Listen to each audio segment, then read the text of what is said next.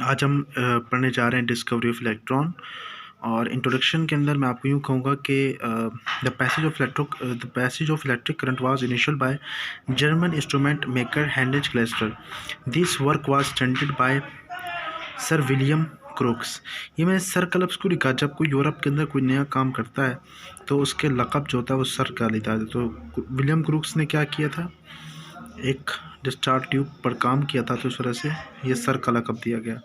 Irish physicist George Johnstone Stoney name the charge electron and J Thomson discover electron from Crookes discharge tube या Crookes glass tube.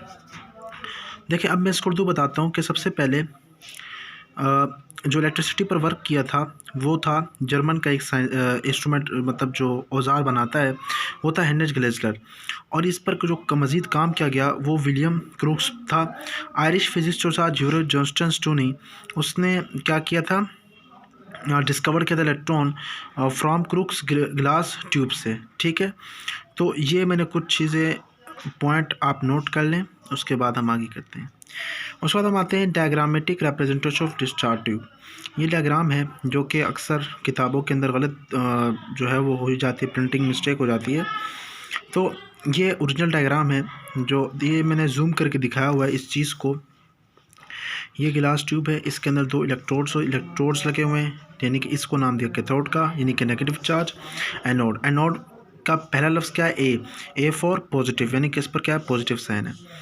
Cathode क्या करता है, अब इस cathode को red wire से connect किया गया है, ठीक है, और इस एनोड को नेगेटिव वायर से कनेक्ट किया गया है with the help of blue wire.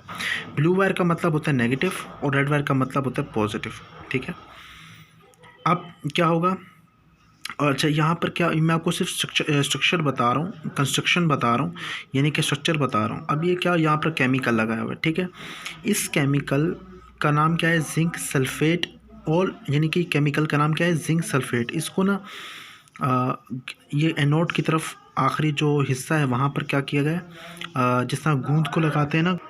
अब क्या होगा कि जो ये जो जिंक सल्फेट वाला है, यहाँ पर जैसा गोंद को कॉपी पर लगाते हैं, तो इसी तरीके से हमने एक जिंक सल्फेट केमिकल उसको हमने क्या कर दिया, यहाँ पर लगा दिया। ठीक है, तो ये थी और हमने क्या किया, नॉर्थ मैग्नेटिक को अपना, ये मैग्नेट है, ठीक है, नॉर्थ और साउथ मैग्नेट है। ये नेगेटिव प्लेट और पॉजिटिव इलेक्ट्रिक, ये इलेक्ट्रिक प्लेट्स होती हैं। नॉर्थ का मतलब एन फॉर नेगेटिव, ये इसका साइन नॉर्थ का होता है वो नेगेटिव होता है, साउथ का जो होता है वो पॉजिटिव होता है। ठीक है, हमने कंस्ट्रक्शन बैटरी जो है वो 5000 वोल्ट्स की है, लोग कहते हैं 10,000 वोल्ट्स की लगा, तो वो आप एक्सपेरिमेंट पर डिपेंड। ठीक है, तो ये चीज़ है, और आपने इस चीज़ को आपने क्या करना है, फोकस करना है।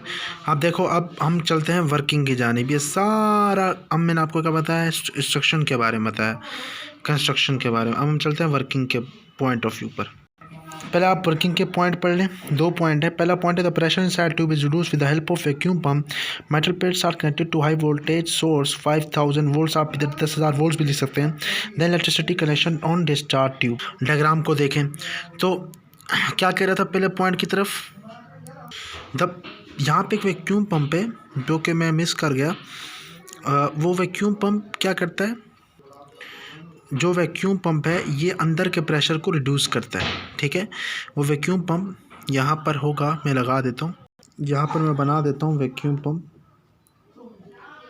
ठीक है, और यहाँ पर लॉक है। ठीक है, इस तो पॉइंट क्या कह रहा था कि ये जो वैक्यूम पंप है ना, इसकी मदद से हम क्या करेंगे, अंदर के प्रेशर को हम क्या करेंगे, कम करेंगे। और जो इलेक्ट्रोड्स हैं वो किससे कनेक्ट हुए में, वो में हाई बैटरी वोल्टेज है। ये पहला पॉइंट था, तो सिंपल था। जो ये है कि ये वर्किंग का जो दूसरा पॉइंट है वो ये अहम था। अगर मैं आपको दोबारा दिखाऊं, क्या पॉइंट है, the cathode rays is drawn to anode where it passes through a small hole and a strike to zinc phosphor sulphate fluorescence material. Fluorescence का होता है चमकदार, coated it emit a glowing spot of light. तो दूसरा point क्या कह रहा है कि इस इलेक्ट्रोड्स, इस मेटल से जब क्या होंगी, रेडिएशंस खारिज होंगी, तो वो इस सुराख से पास होकर इस केमिकल को टकराएंगी जो कि जिंक सल्फेट है। और फ्लोरेसेंस मटेरियल का मतलब कि चमकदार मटेरियल लगाया हुआ है, केमिकल, इस तरह का केमिकल जो चमकता है। तो जैसे ये रेस क्या हुई, निकली और इसने स्ट्राइक किया इस केमिकल को, तो क्या हुआ, वो जगह क्या हुई, ग्लो हो गई। तो 2-3 चीज़ इजाफी में बताना चाहूँगा जो कि वो मिस कर गए।